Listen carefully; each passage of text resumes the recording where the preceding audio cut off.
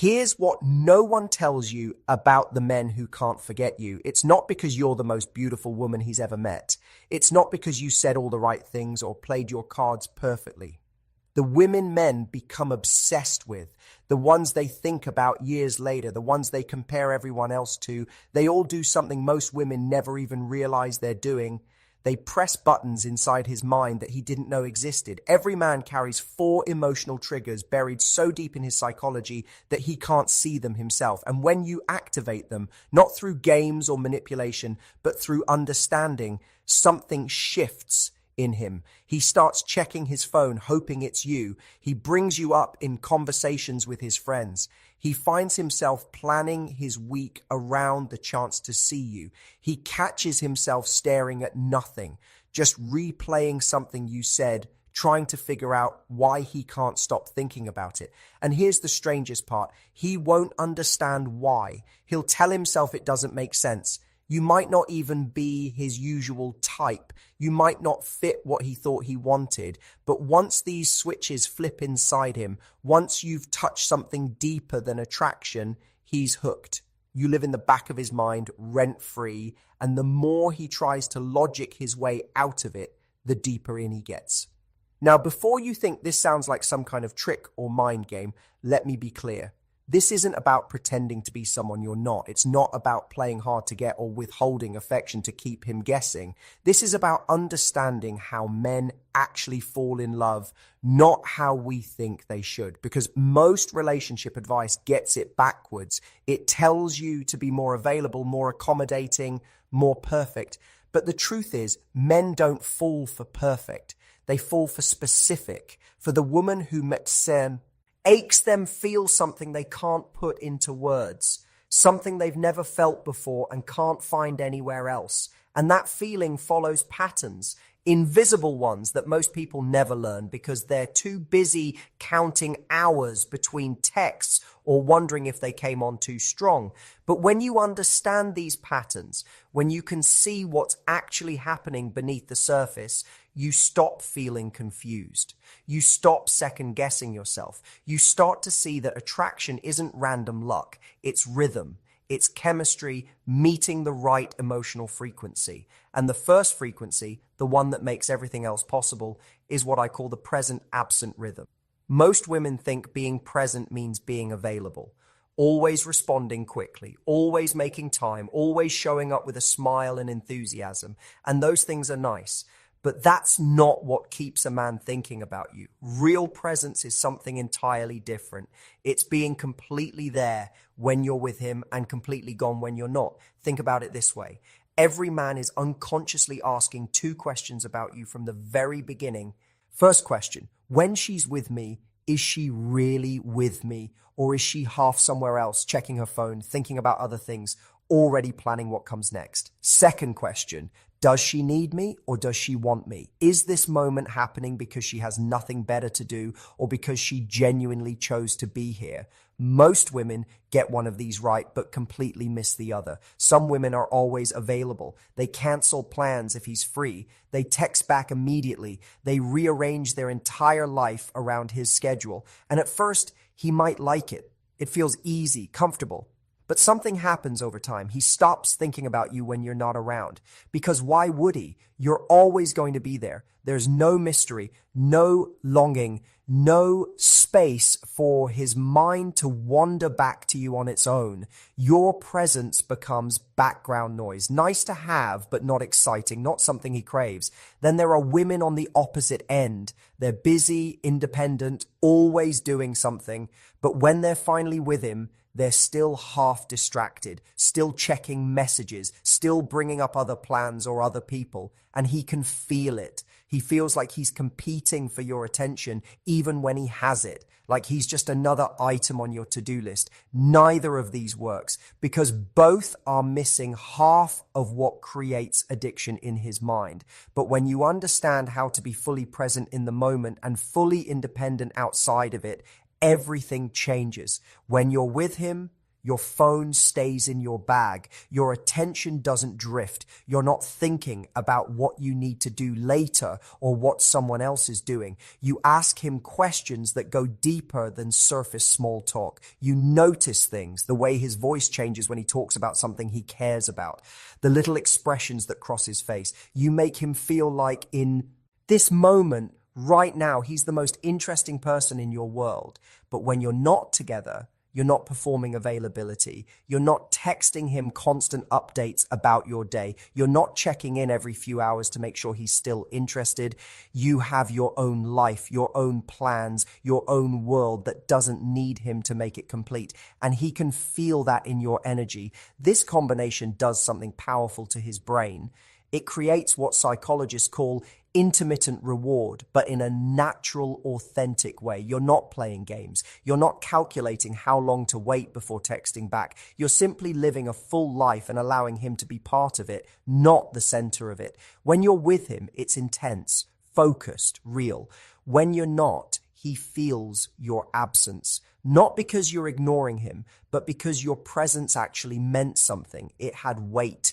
It wasn't just filler time. And that gap between your presence and absence, that space where he can't quite reach you, that's where his mind starts working. That's where he starts thinking about you, wondering what you're doing, replaying conversations, looking forward to the next time he gets to be in your orbit. Because here's what most women don't realize. Men don't chase what they already have. They chase what feels valuable. And value isn't created through constant availability.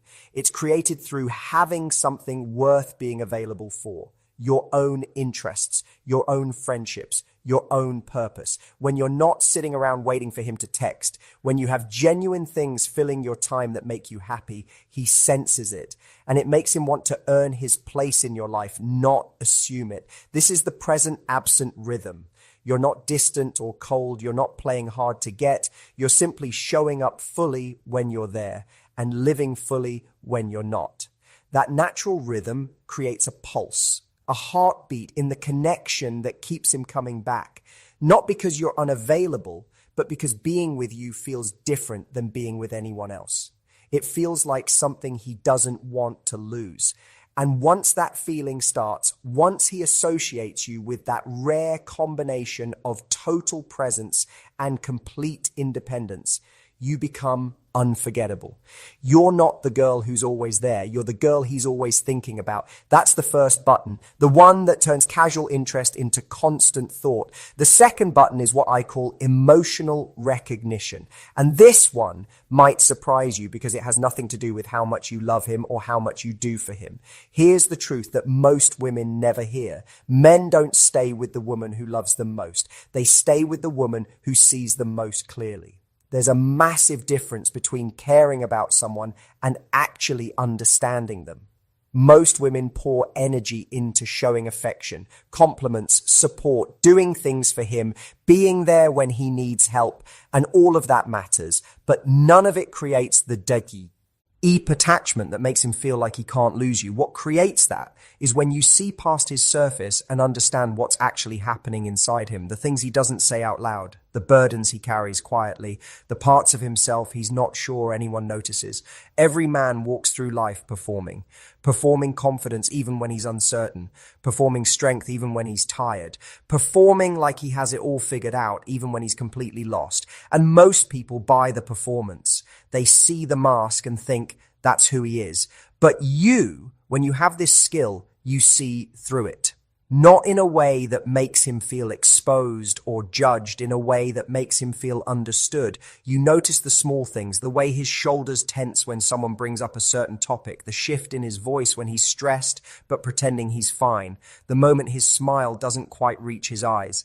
And instead of pushing him to talk about it or demanding he open up, you simply acknowledge what you see. Small comments that show you're paying attention to more than his words. You seem tired today. Long week. Not interrogating, just seeing. That got to you, didn't it? Not judging, just recognizing. These tiny moments of recognition reach men in places nothing else does. Because most of us spend our entire lives feeling like we have to translate ourselves, like we have to explain what we're feeling, justify why we're feeling it, defend our internal experience. But when you can look at us and just know without us having to say a word, something inside us relaxes. It's the feeling of being understood without having to work for it, of being seen without having to perform. I'll give you an example. A friend of mine came home after a brutal day. Nothing dramatic, just one of those days where everything felt heavier than it should. He didn't want to talk about it, didn't want to process it out loud. He just wanted to sit in silence until the weight lifted. His girlfriend at the time kept asking what was wrong, kept trying to fix it, kept pushing him to open up and share his feelings. And every question made him shut down more, not because he didn't appreciate her caring, but because it felt like pressure, like he was failing some test by not being emotionally available on command. A few months after that relationship ended, he met someone new. Same scenario happened. Bad day, came home heavy. But this woman did something different. She looked at him for a second, walked over and said, "Rough one? That's it?" Then she sat next to him and just existed there. No pressure, no interrogation, just quiet presence. And after about 10 minutes, he started talking. Not because she demanded it, but because she made it safe to. That moment created a bond that went deeper than any conversation they'd had before, because she understood something most women don't. Men don't open up when you ask them to. They open up when they feel safe to. And safety isn't created through questions. It's created through recognition, through showing him you see what he's not saying and you're not going to punish him for it. This is emotional recognition. It's the ability to read his unspoken language, to understand that when he goes quiet, he's not shutting you out. He's processing. That when he needs space, he's not pulling away from you. He's trying to figure something out. That when he seems distant, it's not always about you. And instead of making his emotional patterns wrong, instead of requiring him to operate the way you do, you meet him where he is. You respect his rhythm. You give him room to be human without having to explain or justify every feeling. When you do this, when you see him clearly and accept what you see, he starts to trust you in a way he doesn't trust most people. You become the person he doesn't have to perform for, the one place he can let the mask slip without it being used against him. And once a man finds that with you, once he realizes you understand him without him having to constantly explain himself, he attaches to you on a level that goes beyond attraction. You become necessary, not in a needy way, in a you offer something I can't find anywhere else way. Because most people in his life will care about him, but you'll be the one who actually gets him. That difference is everything. It transforms surface connection into deep attachment, the kind that doesn't fade when the excitement wears off, the kind that makes him think about you during random moments and realize how rare it is to feel this understood. That's the second button, the one that turns attraction into attachment. The third button is called freedom within commitment. And this is where most women accidentally push men away without realizing what they're doing. Here's what you need to understand. Men don't fear commitment itself. They fear what they think commitment means. They fear it means losing themselves, losing their independence, having to ask permission, being monitored and questioned and made to feel guilty for wanting time alone or time with friends. Most women, when they like a guy, start wanting more time together, more communication, more involvement in every part of his life. And it comes from a good place. It comes from wanting to build closeness.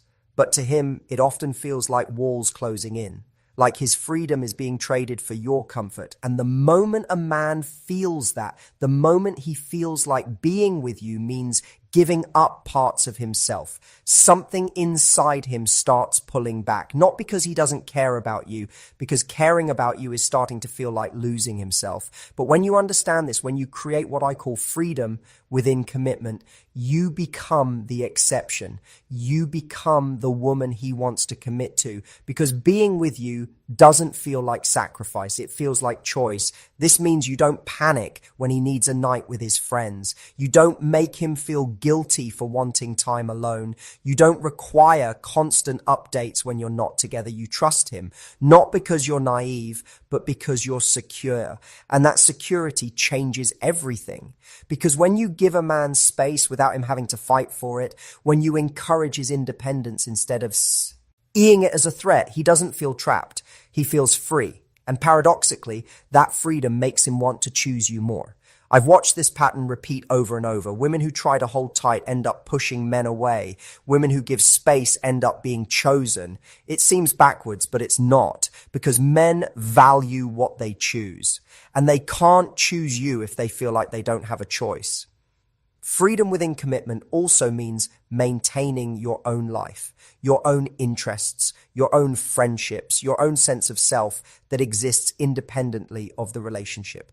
When you do this, when you remain a whole person instead of dissolving into the relationship, he doesn't see you as clingy or needy. He sees you as an equal, as someone who's choosing to be with him from a place of desire, not desperation. And that makes all the difference, because men don't want to be needed in that suffocating way. We want to be wanted. We want to be chosen by someone who has other options, other things that makes commitment feel like freedom instead of a cage.